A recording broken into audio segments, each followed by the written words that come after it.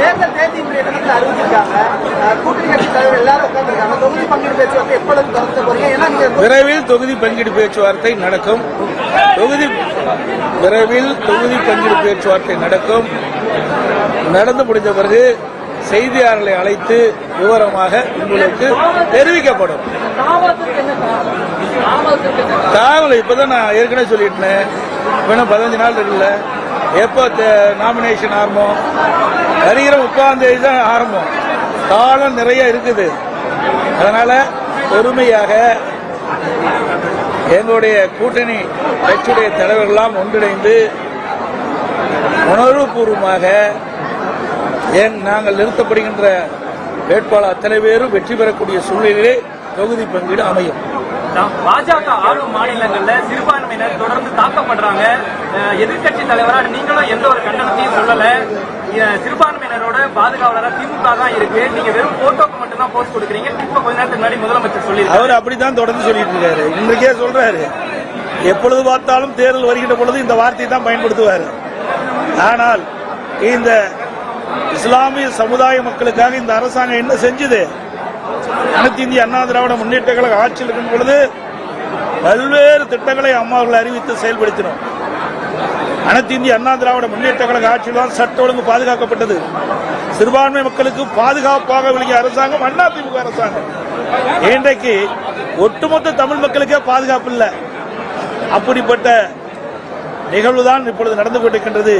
இன்றைய முதலமைச்சரை பொறுத்தவரைக்கும் சிறுபான்மை மக்களுக்கு திமுக தான் பாதுகாப்பாக இருக்கும் என்ற ஒரு உணர்வை தூண்டிவிட்டு ஒரு தோற்றத்தை வெளிப்படுத்தி அவருடைய வாக்குகளை வாங்குவதற்காக பேசுகின்ற பேச்சு.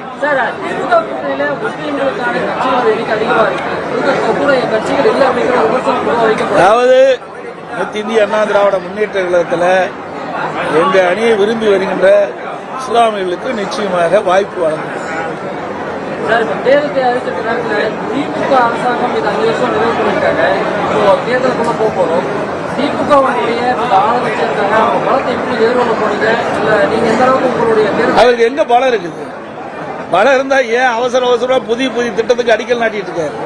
இதுவரை 5 ஆண்டு காலம் ஆட்சியில் இருந்த அரசாங்கம் மக்களுக்கு தேவையான திட்டங்களை கொடுத்ததா? இல்லையே. இந்த ஒரு 15 நாள புதிய திட்டத்தை அறிவிக்கிறார். அதுக்கு நிதியும் ஒதுக்கீடு இல்லை. ஒரு அடிக்கல் நாட்டுறார். இப்படி மக்களை ஏமாற்றிய அரசாங்கம் தான் விடியா திமுக அரசு. இந்த தேர்தலை பொறுத்த வரைக்கும் அவருடைய கவர்ச்சிகரான பேச்சு எடுபடாது. ஏற்கனவே 2021 சட்டமன்ற பொதுத் தேர்தலில் திராவிட முன்னேற்ற கழகத்தின் சார்பாக கொடுக்கப்பட்ட அறிவிப்புகள் 4 1 பங்கு அறிவிப்புகளை நிறைவேற்றல.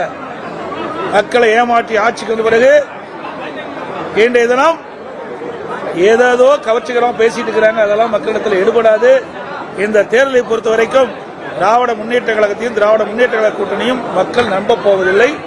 அனைத்து இந்திய அண்ணா திராவிட முன்னேற்ற கழக ஆட்சியில் இருக்கின்ற வரை சட்ட ஒழுங்கு பாதுகாக்கப்பட்டது. விலைவாசி உயராம பார்த்துக்கிட்டோம். மின்சார கட்டணம் ஏறல, சொத்து வரி ஏறல, மக்கள் பாதிக்கல. இன்றைக்கு எல்லா துறைகளிலும் ஊழல் இல்லாத துறையே கிடையாது. நீதிமன்றம் வரைக்கும் போய் நீதிமன்றம் இந்த அரசு உரிய நடவடிக்கை எடுக்க வேண்டும் என்று தீர்ப்பு கூறியும் கூட இன்னும் அதன் மீது எந்த நடவடிக்கை எடுக்காத அரசாங்கம் தான் விடியா திமுக அரசு. இந்த ஆட்சியில பார்ப்பது ஊழல் மட்டும்தான்.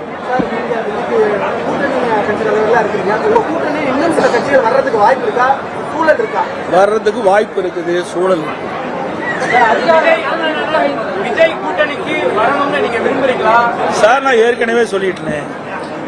அதாவது இதுவரை அனைத்து இந்திய அண்ணா திராவிட முன்னேற்ற கழகம் அல்லது எங்கள் கூட்டணி கட்சியை சேர்ந்த தலைவர்கள் இந்த நீங்கள் குறிப்பிடுகின்ற அந்த கட்சியோடு எந்தவித பேச்சுவார்த்தையும் நடத்தவில்லை. அதனுடைய கேள்விக்கு பதிலும் ஆளுங்கட்சியோட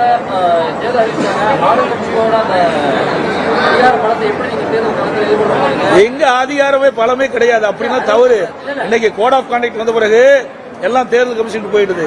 நீங்க அதிகாரம் சொல்வதே தவறு. அப்படி அதிகாரத்தை செலுத்தணும் அது ஒரு சர்வாதிகாரம் தான். இன்னைக்கு மக்கள் பார்த்து கொண்டிருக்கிறாங்க. இன்னைக்கு கோட் ஆஃப் கான்டக்ட் அறிவிப்பு வந்து விட்டது. இனிமேல் தேர்தல் ஆணையம் தான் இதையெல்லாம் மேற்பார்வை செய்யும். ஆட்சி அதிகாரமே அவர்களுக்கு கிடையாது. பண்டூட்டி வேலுமுருகனுடைய தமிழக வாழ்வுரிமை கட்சி சில கோரிக்கைகளை முன்வச்சு கொடுத்திருந்தாங்க. அது அதிமுக நிறைவேற்றினாலும் திமுக நிறைவேற்றினாலும் இருக்காம அதிமுக பரிசீலனை செய்யணும். நான் என்ன அந்த செய்தி பார்க்கல, அதனால அதுக்கு உண்டான பதில் என்னிடத்துல இல்லை. வந்தா அழைப்பு வந்தா அவங்க கூட்டணி சார், நான் தான் சொல்லிட்டேன், எங்கள் இயக்கத்தை அணுகின்றவர்கள் எங்களுடைய தேசிய ஜனநாயக கூட்டணியில் என்ன கொள்கை இருக்கிறதோ ஏற்றுக்கொள்ளக்கூடியவர்கள் வந்தால் நிச்சயமாக அவர்களுக்கு உரிய வாய்ப்பு கிடைப்பதற்கு நாங்கள் முயற்சி செய்வோம். அனைத்து ஊடகங்களுக்கும் வணக்கம், நன்றி.